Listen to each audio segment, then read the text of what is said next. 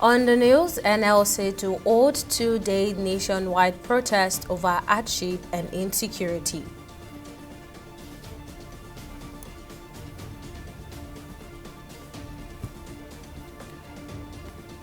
President Tinubu appointed as African Union champion for health.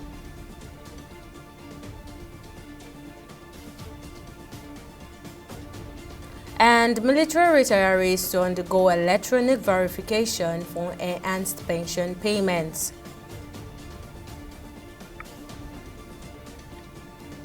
It's a pleasure to have you join us on News Now on TV 360 Nigeria. I'm Tamilore Akinkolye.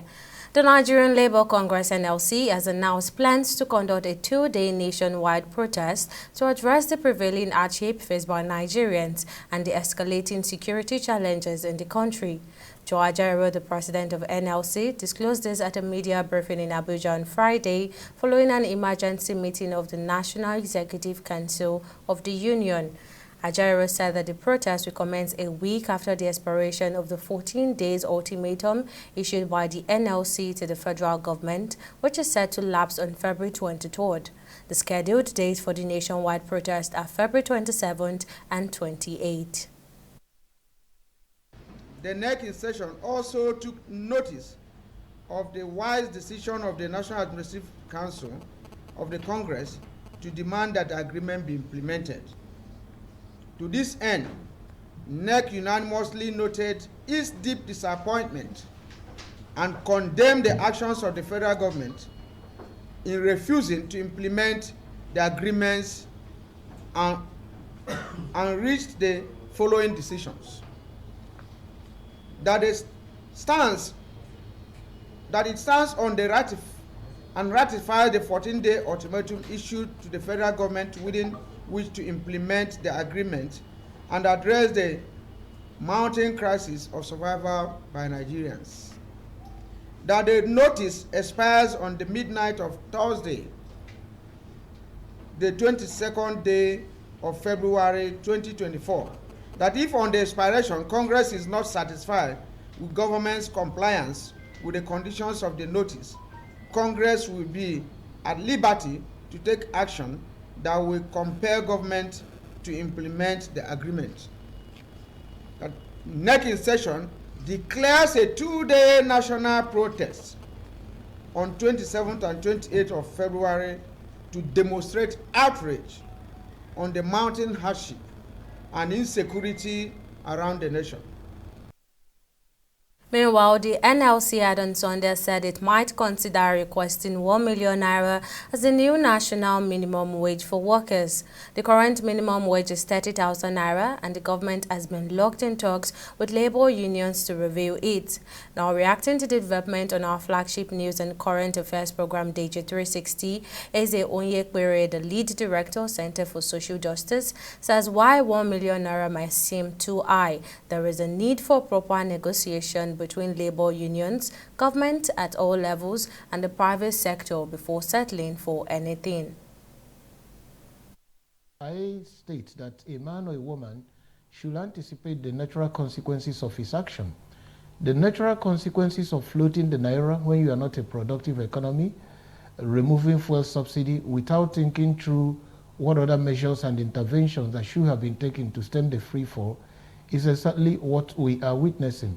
So I think that what's happened that exacerbated the economic challenge is that the president did not think through. There were actions and activities and steps that should have been taken before floating the naira and removal of fuel subsidy.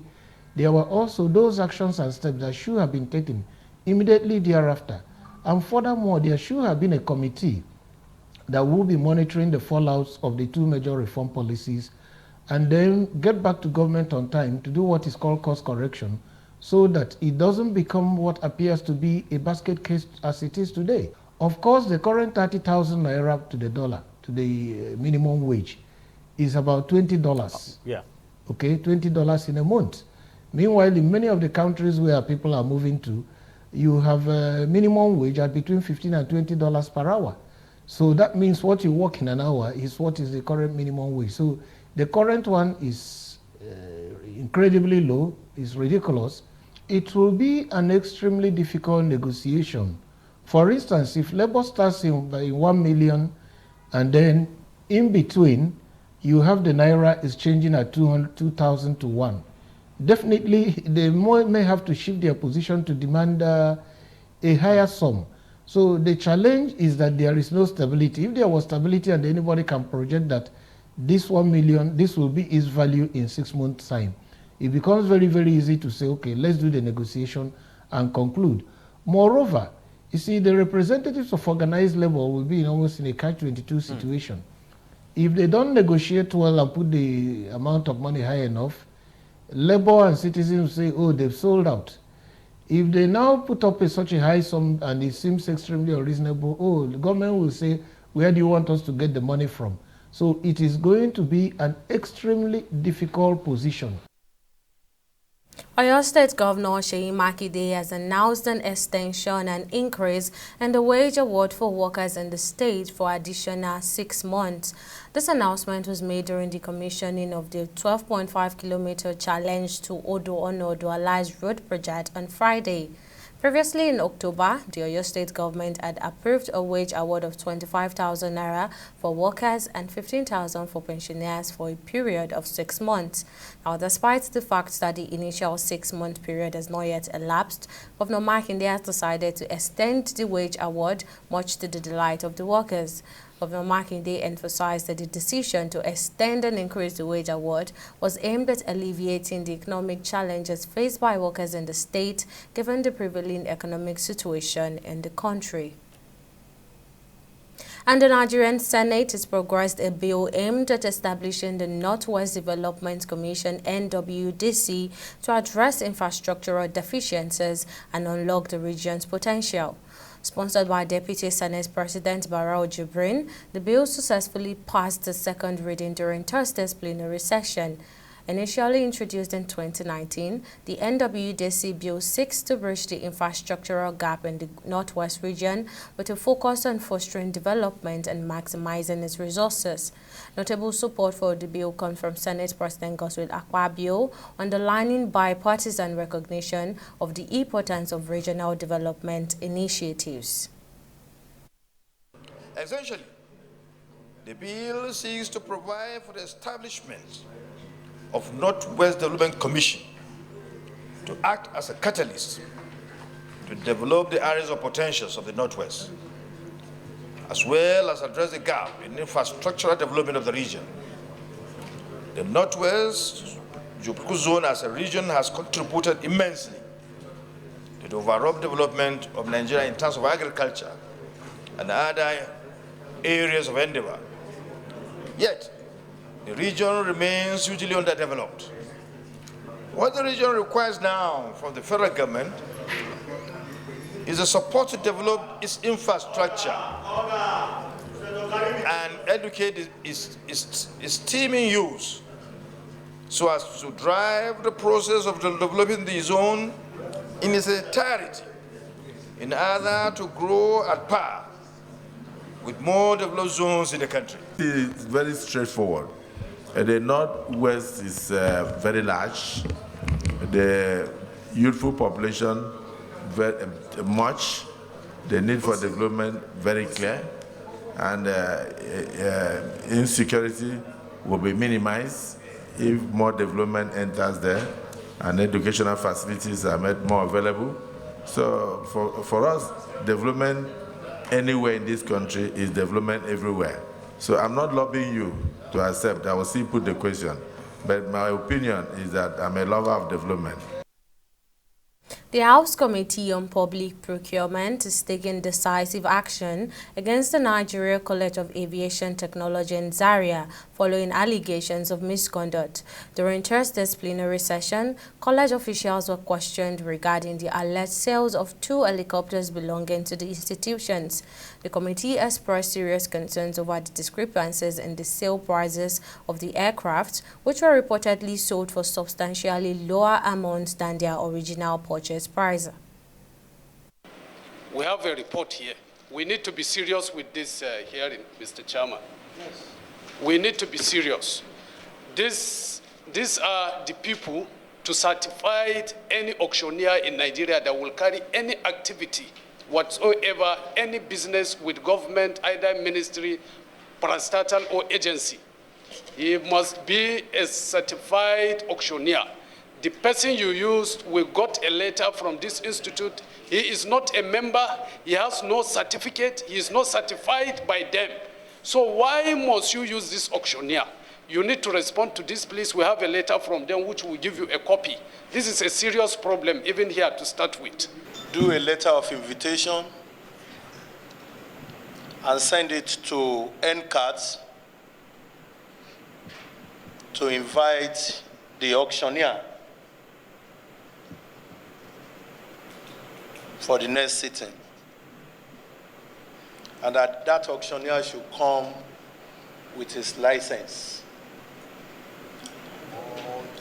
All documents relating to this transaction.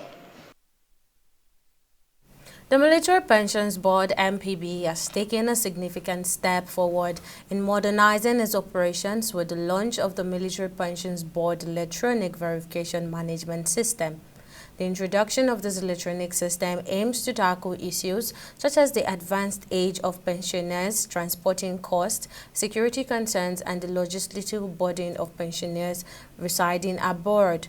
By digitalizing the verification process, the MPB seeks to enhance efficiency and convenience for pensioners while ensuring the accuracy and security of their pension payment.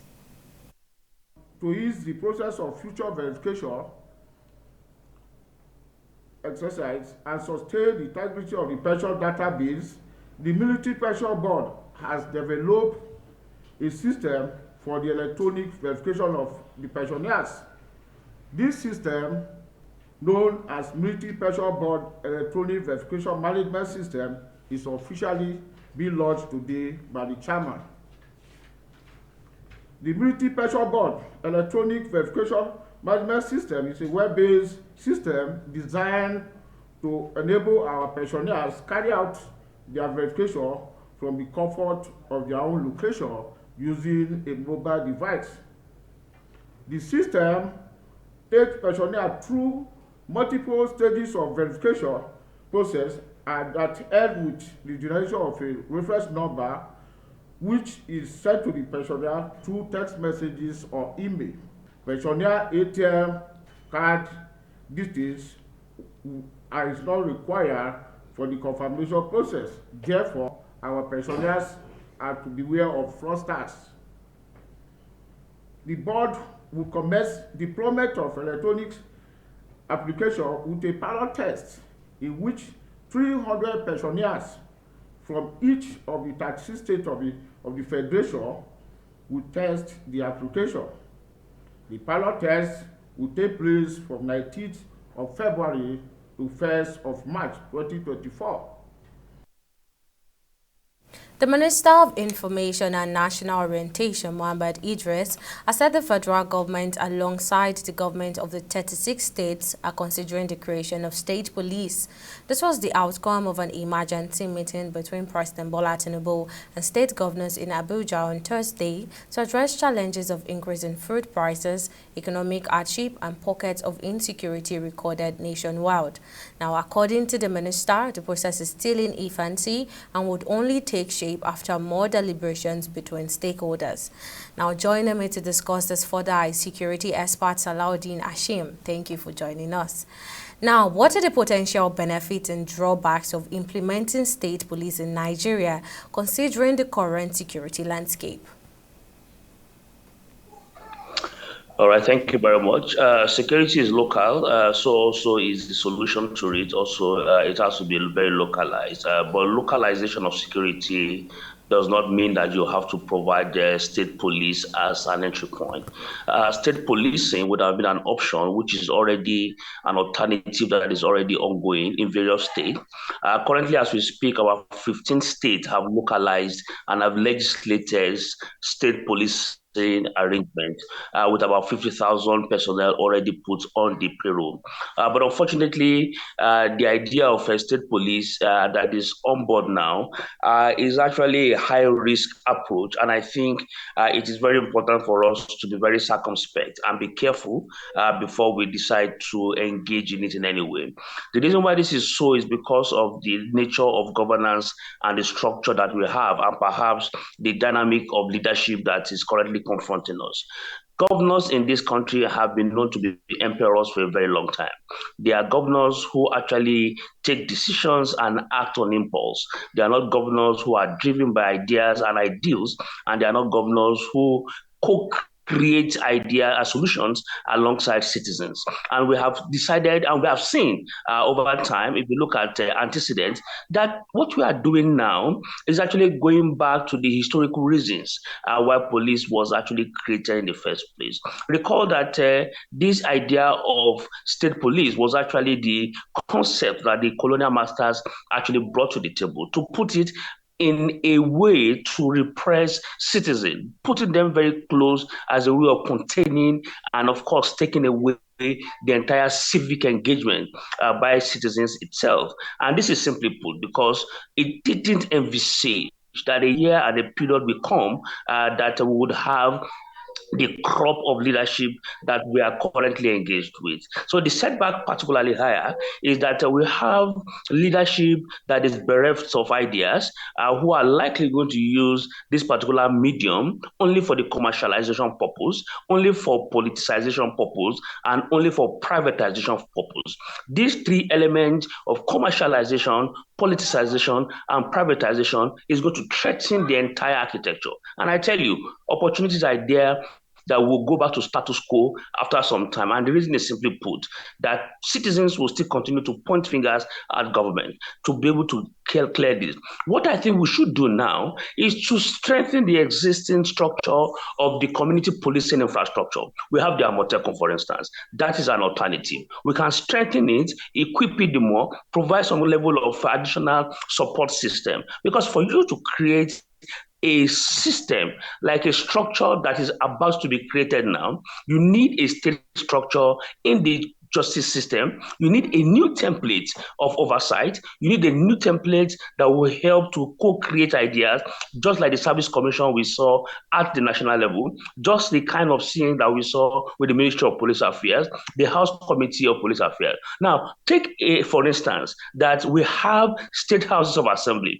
We have state independent electoral commission. These are two elements of templates that have been replicated at the state level. And I'd just like you to use your mind to do an analysis how SIEC and how the State House of Assembly have functioned. Over the years, we have seen governors who have taken budget to the State House of Assembly, and they have used the government to pass the budget almost immediately. The State House of Assembly has become the extension of the governor's house. So also at the SIEC, it actually the government at the center. The police will be politicized, will be commercialized, and be privatized if it goes a particular way. Right, security expert Salahuddin Ashim, thank you for speaking with us. Now moving on, President Bola Tinubu has been appointed as the African Union Champion for Human Resources for Health and Community Health Delivery Partnership. According to a statement by Ajorin Galale, the Special Advisor on Media and Publicity to the President, the Africa CDC acknowledged Tinubu's effort in expanding health personnel enrollment capacity and establishing a paid volunteer youth force to monitor the operation and functioning and financial integrity of primary health centers. In his new role as the AU Champion for Health, Tinubu has been invited to address the Ministerial Executive Leadership Program scheduled to take place on Saturday, February the 17th, 2024 at the Africa CDC headquarters in Addis Ababa, Ethiopia, coinciding with the 37th Ordinary Session of the Assembly of AU Heads of State and Government. Now, as the AU Champion for Human Resources for Health, Tinubu is poised to make significant contributions to advancing healthcare delivery and promoting community health initiatives on the continent. Now, news now will go on a short break, but still to come, Russian opposition leader Navalny dies in prison. Details of the story right after this break.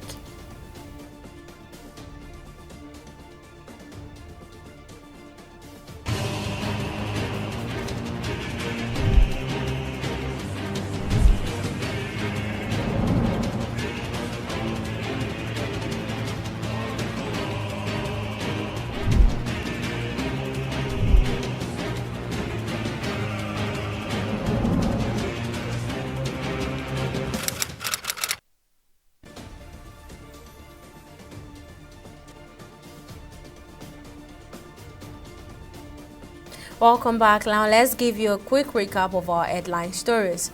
The Nigerian Labour Congress (NLC) has announced plans to conduct a 2-day nationwide protest to address the prevailing hardship faced by Nigerians and the escalating security challenges in the country.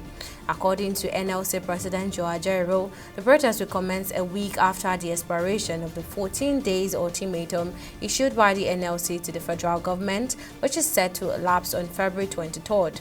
The scheduled date for the nationwide protest are February 27th and 28th. We also told you that President Bola Tinubu has been appointed as the African Union Champion for Human Resources for Health and Community Health Delivery Partnership. According to a statement by Ajuri Ngolale, the Special Advisor on Media and Publicity to the President, the Africa CDC acknowledged Tinubu's effort in expanding health personnel enrollment capacity and establishing a paid volunteer youth force to monitor the operational functioning and financial integrity of primary health centers. Now, in case you missed any of the news bulletin or for more updates, you can catch us on Lime's World TV or AVO TV, and to log on to our website or www.tv360nigeria.com. You can also follow us on our social media platforms on Twitter, Instagram, and YouTube at TV360 Nigeria, or download our mobile app on Google Play Store, Huawei App Gallery, and Apple Store. On Facebook, we are TV360 Online.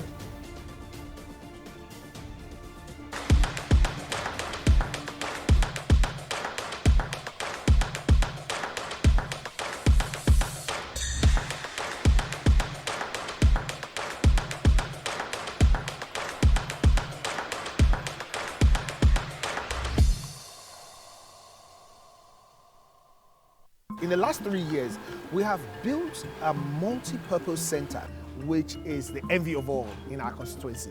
And I can tell you that the people who are living there are already enjoying.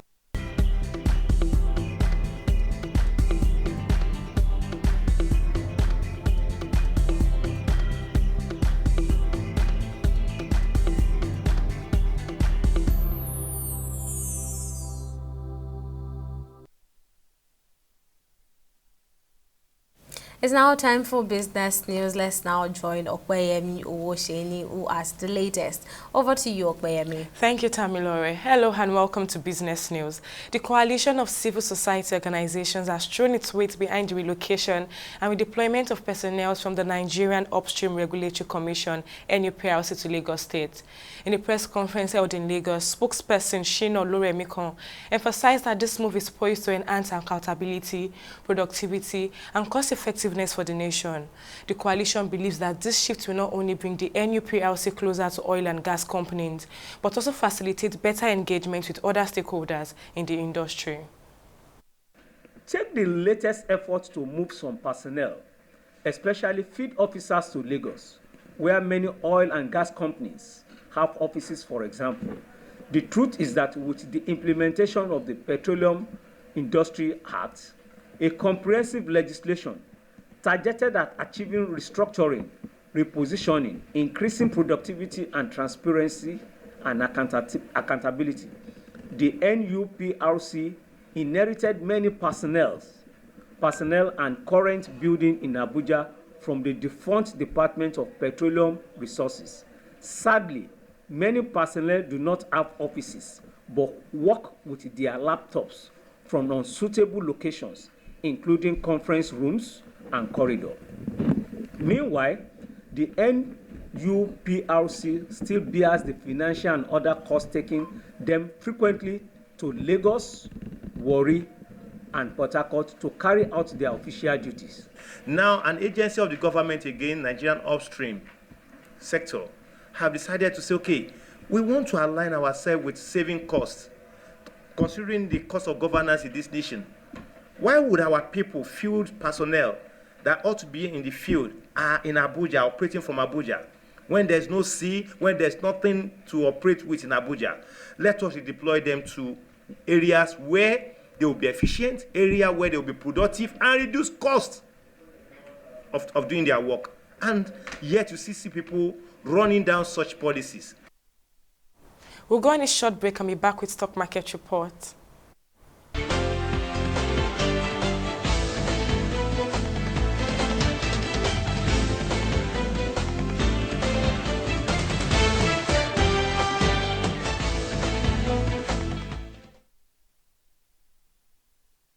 It's been a great week as Nigeria's equities market garnered about 2.114 trillion in the trading week ending February 16th for 2024. Increased buy-side activities in the 5-day trading week pushed stocks market year-to-date return to 41.39% thanks to stocks like Airtel Africa, Honeywell Flour Mills, Boa Foods and PZ.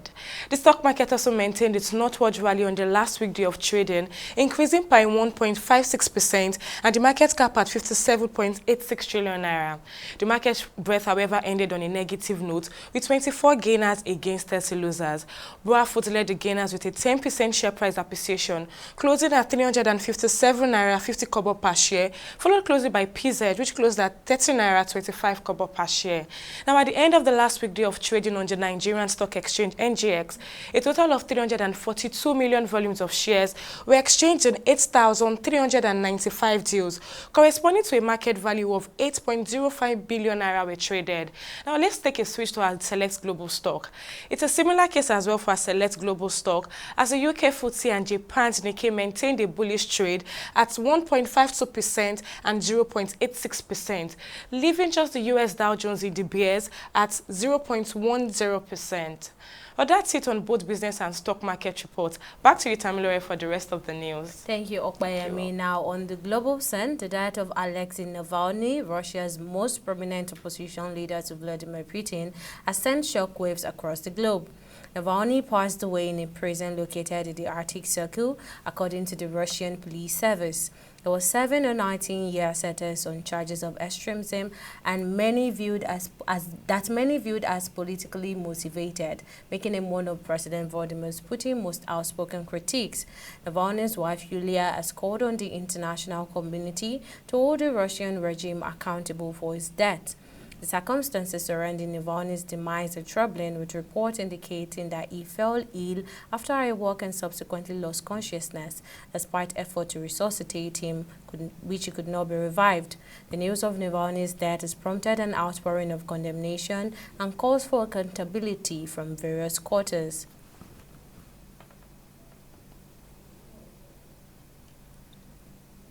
And finally, in sport, France striker Kylian Mbappe has announced his intention to depart Paris Saint-Germain at the end of the current season. The 25-year-old contract with Ligue 1 champions is set to expire, and he has been strongly linked with a move to Real Madrid. Mbappe's future has been a subject to intense speculations, particularly after his standoff with PSG last summer, during which he was temporarily excluded from the first-team squad and omitted from the club's pre-season tour for Asia. Although an agreement was reached to ensure PSG would not lose out when Mbappe eventually departs, the specifics of his exit are yet to be finalized. And that wraps up our bulletin on News Now on TV 360 Nigeria. Many thanks for watching. See you again next time.